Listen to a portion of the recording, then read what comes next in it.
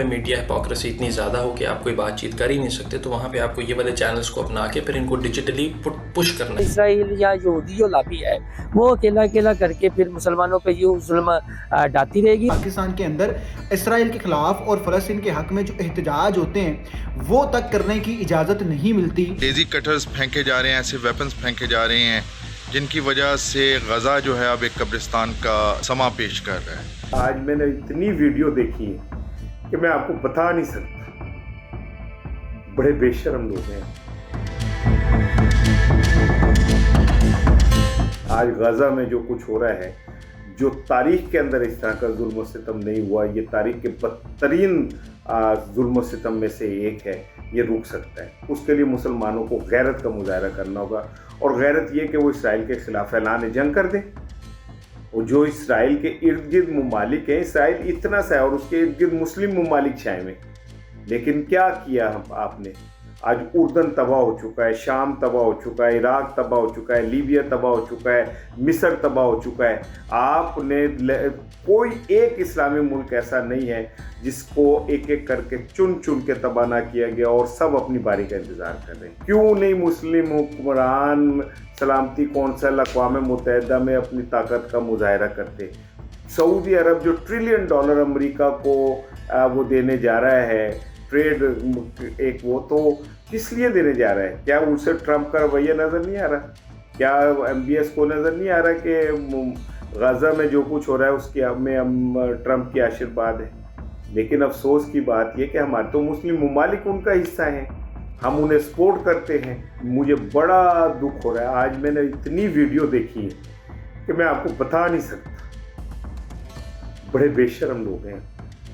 ہم اپنی آنکھوں کے سامنے لوگوں کو مرتا دیکھ رہے ہیں، بچوں کو بھوکا مرتا دیکھ رہے ہیں، اور ہمیں شرم نہیں آ رہی۔ مسلم حکمران اپنی آنکھوں کے سامنے، کس منہ سے آپ اپنے آپ کو مسلمان کہتے ہیں؟ کس منہ سے آپ اپنے آپ کو اسلام کے دعویدار قرار دیتے ہیں؟ آپ کے سامنے جس طرح سلاٹر ہو رہا ہے، وہاں جس طرح غزہ کے اندر نسر کشی ہو رہی ہے، ہو چکی، ختم ہو گئی۔ غزہ کو انہوں نے تباہ کر دیا، ختم کر دیا ہے۔ آپ OIC کا ایک اجلاس نہیں بلا پا رہے، اس سے زیادہ دکھ اور شرم کی کیا بات ہو؟ 50,000 سے زائد معصوم بچوں، بزرگوں، خواتین کو شہید کیا گیا، بے دردی سے شہید کیا گیا ہے، اور سچویشن ابھی رکی نہیں ہے، سچویشن اور زیادہ خراب ہو رہی ہے۔ اس میں ویسٹرن جو ایکچوئل ویشیس چہرہ ہے وہ کھل کر سامنے آیا۔ ہمیں نظر آیا میڈیا کی ہپوکریسی، ہمیں نظر آیا کہ ویسٹ جو ہے ان کے لیے جو بچے، بزرگ، خواتین، مائیں، بہنیں، ان تک ادویات کا پہنچنا، ان تک بیسک ایڈ پہنچنا، ان تک لاز آف وار کا فالو ہونا، ان کے لیے کچھ اہمیت کا حامل نہیں ہے۔ They don't care about them. Pakistan کی چونکہ مسلم دنیا کے اندر اہمیت ہے، بہت زیادہ ہے، اور the only Muslim country with a nuclear weapon, تو ڈپلومیٹکلی ہم اپنی ایفرٹس کو بہت زیادہ ایکسپینڈ کر سکتے ہیں۔ ہم کیا کر سکتے ہیں؟ ہم اقوام متحدہ کے اندر مستقل طور پر اپنی قراردادیں جو ہیں ان کو پٹ فارورڈ کر سکتے ہیں، ہم OIC کے ہنگامی اجلاس کو بلا سکتے ہیں۔ جہاں پہ میڈیا ہپوکریسی اتنی زیادہ ہو کہ آپ کوئی بات چیت کر ہی نہیں سکتے، تو وہاں پہ آپ کو یہ والے چینلز کو اپنا کے پھر ان کو ڈیجیٹلی پش کرنا ہے، تاکہ آپ کا ایجنڈا بھی، آپ کا نیریٹو بھی دنیا کے اندر جا رہا ہو۔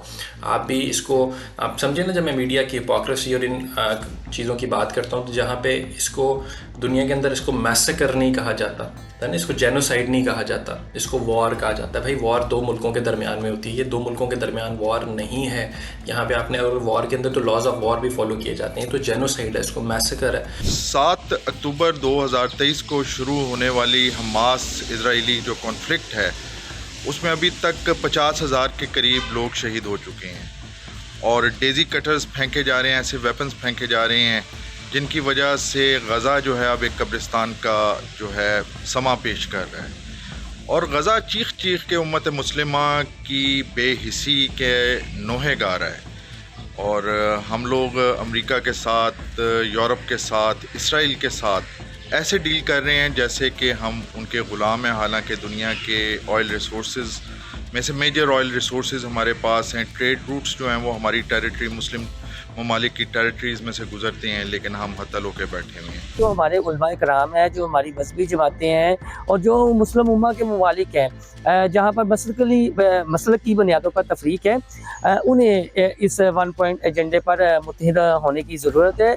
अगर वो मुत्तहिद नहीं होते तो इसी तरह इसराइल या यहूदी जो लाबी है वो अकेला करके फिर मुसलमानों पे यूँ जुल्म डालती रहेगी। और डेफिनेटली ये बात रोज़े रोशन की तरह अब आया हो जानी चाहिए कि जो यहूद नसारा है या जो मगरबी मीडिया है वो किन की पुष्ट पनाही कर रहा है। गज़ा पर जो मुसलमानों पर जुल्म हो रहा है, वहाँ पर जो बर्बरियत जारी है, बमबारी जारी है, और इसराइल की कान पर जूं तक नहीं रही।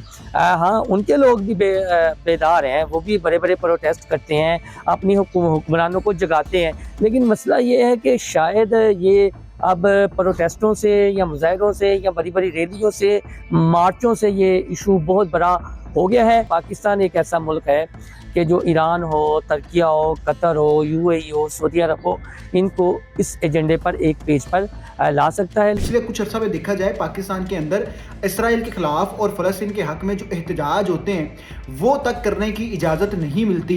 जब सेनेटर मुश्ताक करते हैं या कोई और जमात प्रोटेस्ट करने की कोशिश करते हैं फ़लस्तीन के हवाले से, तो उनको गिरफ़्तार किया जाता है, उनको मारा जाता है, उनको पीटा जाता है, उनको जेलों में रखा जाता है। क्या इस सूरत हाल में कि जब पाकिस्तान के अंदर इस किस्म की जो एमरजेंसी नाफिज की गई हो कि जनाब अली प्रोटेस्ट भी नहीं करने दिया जा रहा, तो क्या हम ये बात मान सकते हैं कि जो सहाफ़ी हैं वो वहाँ पर कोई अच्छा और पॉजिटिव जेस्चर लेके गए हों कि वहाँ जाकर कोई बातचीत की जाए? तो ऐसा नामुमकिन नज़र आता है।